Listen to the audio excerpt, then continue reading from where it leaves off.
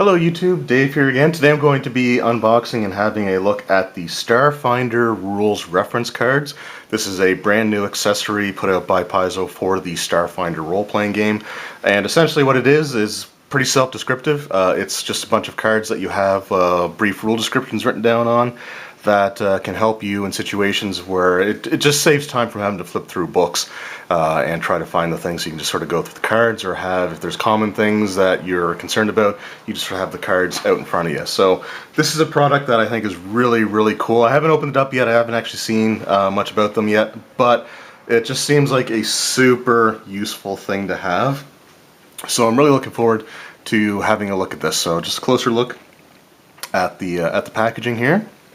It does give an example of some of the things that you can find on there. So it's got cover, armor class, flanking, and stamina points.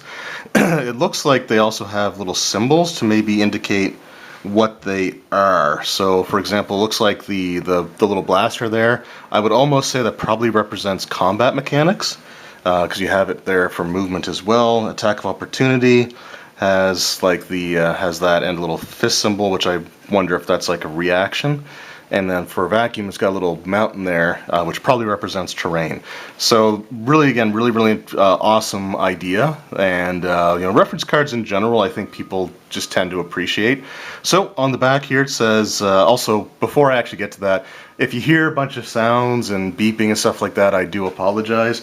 They're the maintenance crew for our apartment complex. They are fixing some of the brickwork on the building, like literally right next to us. And so it's going to be loud. I have to have the window open, however, because it is a warm day and I don't feel like suffocating or sweating to death. So I need to get some air flowing in. Anyway, to get back to this, it says access the data, or the data. Put the rules of the Starfinder role-playing game, try to get rid of the glare there.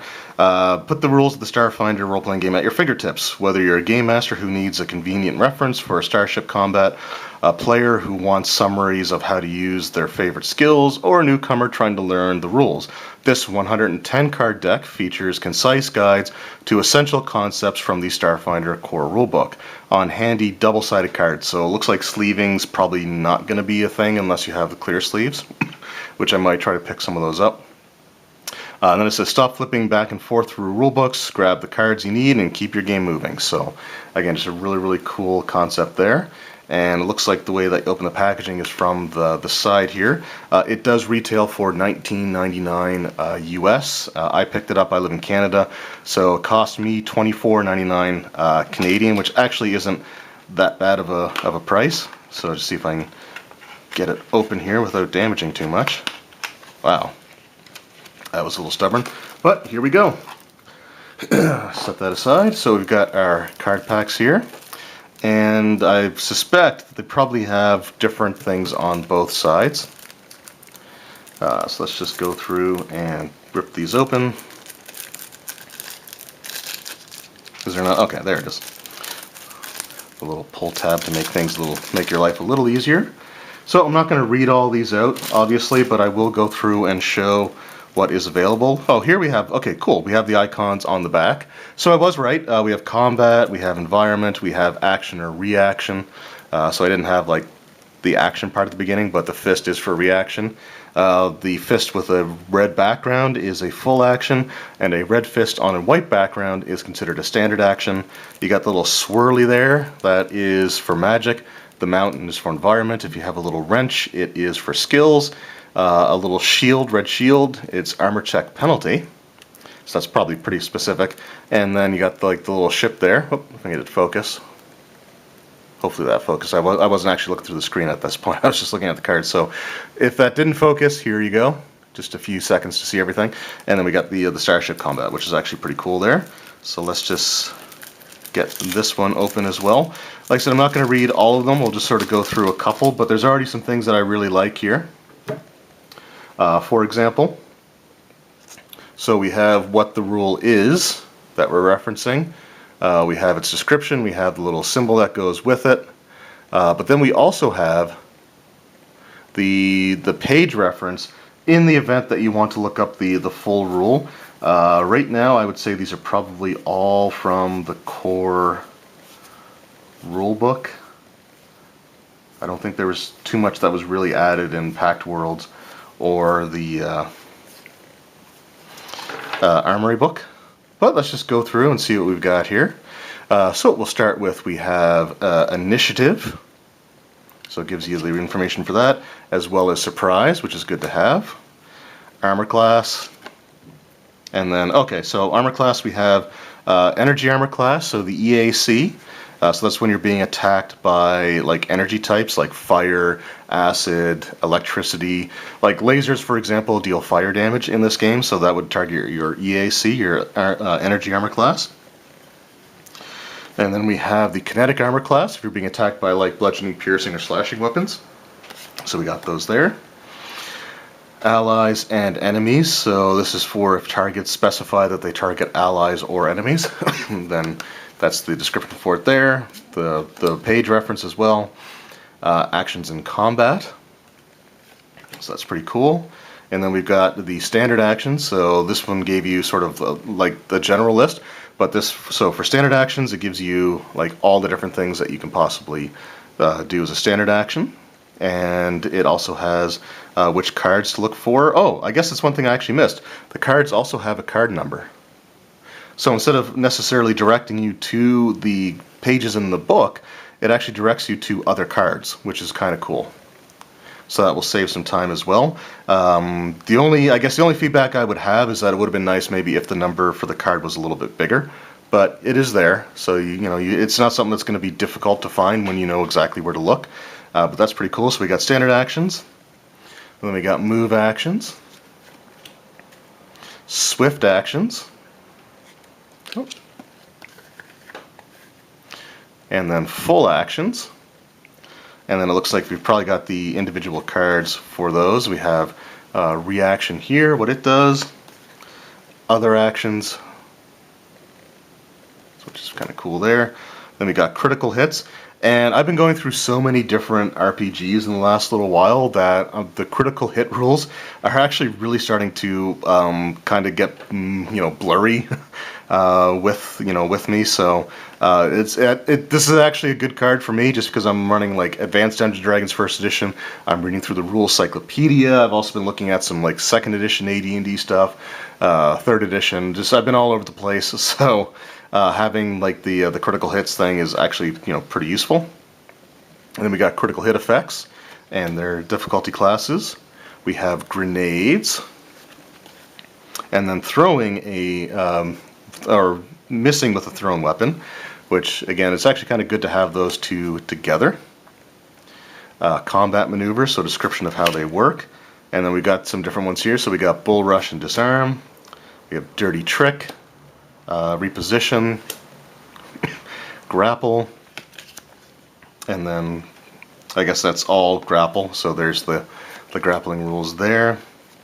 We have sunder and trip, covering fire and feint, fight defensively, harrying fire, total defense, and coup de grace, charge, and more charge. We got full attack, which is where you take a -4 penalty, but you get to attack twice. Withdraw. The dreaded attack of opportunity, which takes up 2 things and 3 cards here. So what provokes attack of opportunity? So 2 cards there just dedicated to attack of opportunity.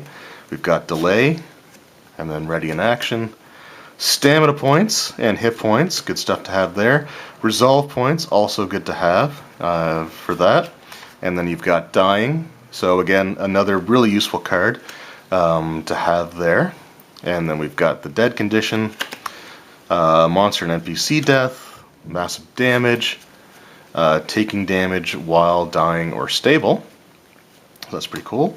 Stabilizing, and we got the more on the back there.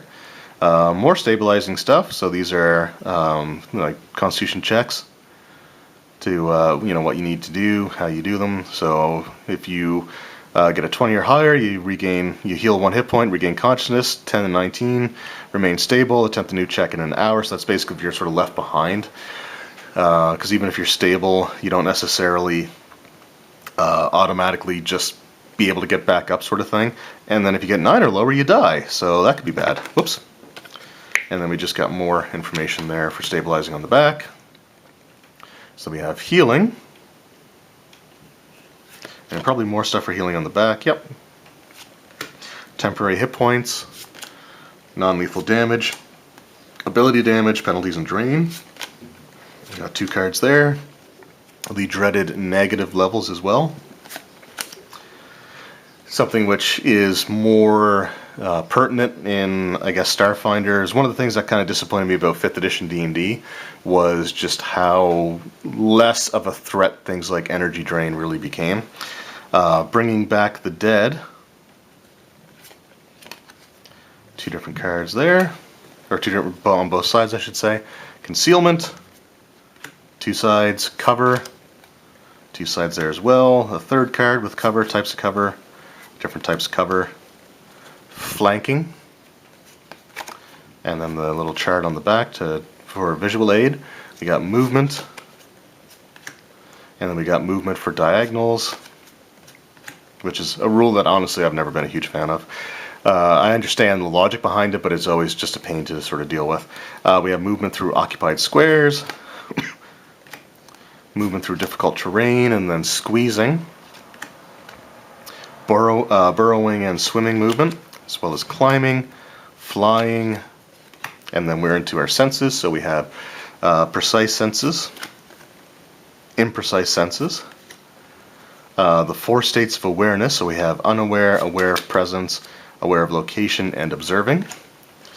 Unseen creatures. Holy cow. A stationary unseen creature has a plus 40 bonus to stealth checks, but this bonus is reduced to plus 20 if the unseen creature moves. Wow. That's still pretty good. Light and darkness. Both sides. Blind sense. Both sides. Blind sight.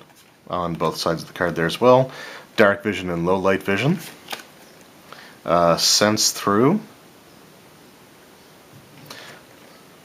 Then we got another card for it there.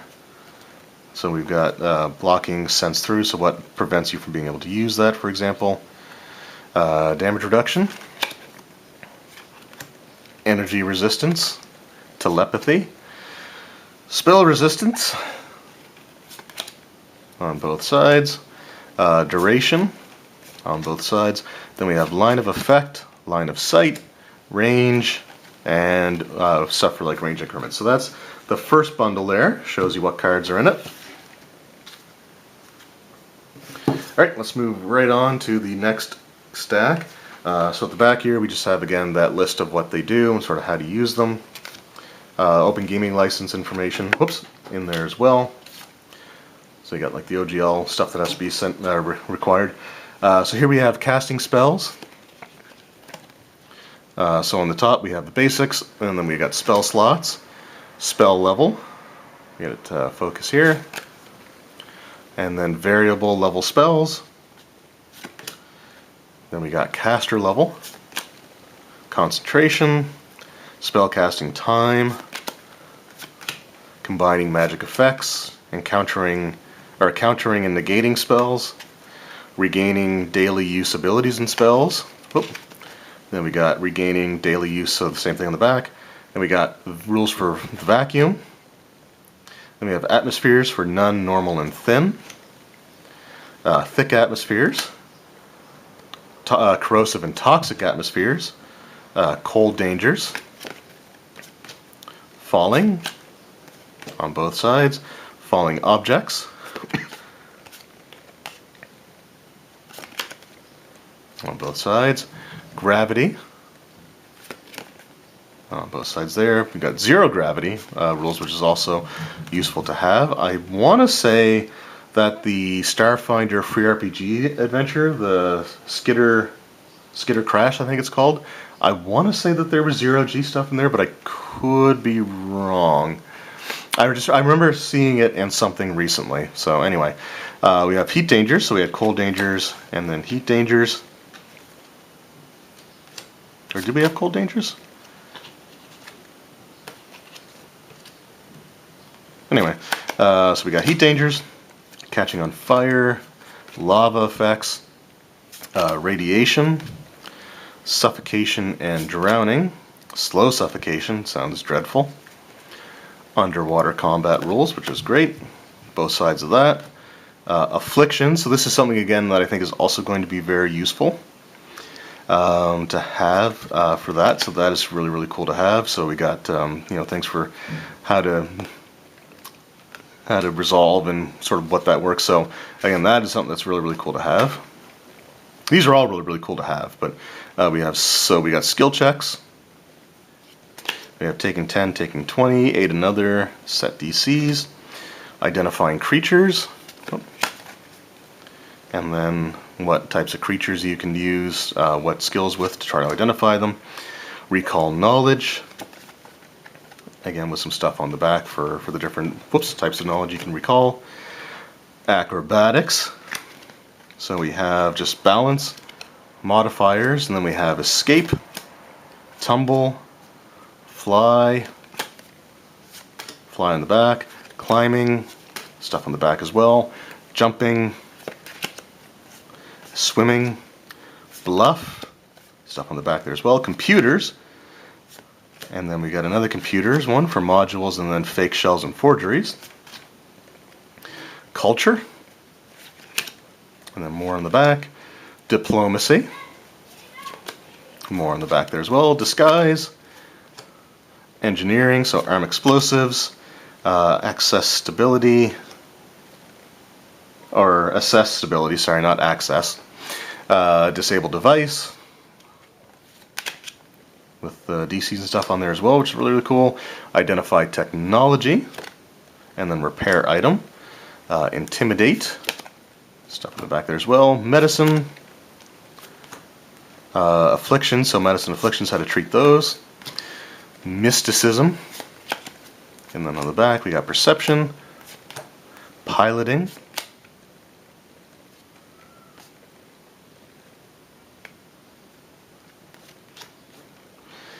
sense motive, and stuff on the back, sleight of hand, stealth, and stuff on the back, survival, and then we get into, I say, our ship combat stuff. So we have space travel, which is actually pretty cool. So we have like start thrusters, so 1 minute per, so to start up the thrusters is 1 minute per starship size category. Travel point to point on a planet takes 1d4 hours. Land on a planet's surface or reach orbit from a planet's surface is 1d2 hours. Reach satellite from planetary orbit, which is 1d8 hours. Travel between 2 points in the same star system, 1d6 plus 2 days. Travel between systems, which requires drift travel, and drift travel just so happens to be on the back here. So we got the different things for that, which is cool. And again, drift travel, there is some randomness to it. So travel between 2 points in the same star system is 1d6 days. Travel between Absalon Station anywhere in the galaxy is 1d6 days. Travel to near space, 3d6 days. Travel to the vast is 5d6 days, and travel beyond the galactic rim is currently not possible. Starship Combat, so we have starting positions, rounds and phases. Then we got movement, like speed and how you turn. Moving through other starships. Attacking. So again, pretty cool stuff to have there. Tracking weapons. So that's where your target lock comes into. You have damage. More damage there. So you have like damage threshold, critical threshold.